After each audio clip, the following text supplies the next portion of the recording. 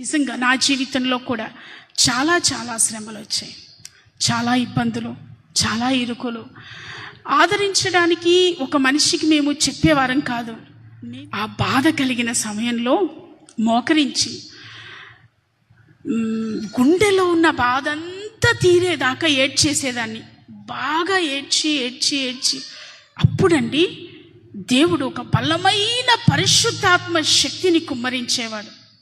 ఆ పరిశుద్ధాత్మ శక్తి ఎప్పుడైతే నాలోనికి వచ్చిందో అర్ధగంట సేపు, గంట సేపు తెలియకుండా అన్య భాషలతో అలా మాట్లాడుతూనే ఉండేదాన్ని, అన్య భాషలతో. అదంతా అయిపోయిన తర్వాత ఆమెన్ అని పైకి లేస్తే హృదయం ఎలా ఉండేదో తెలుసా? గాలిలో తేలియాడుతున్నట్టుగా.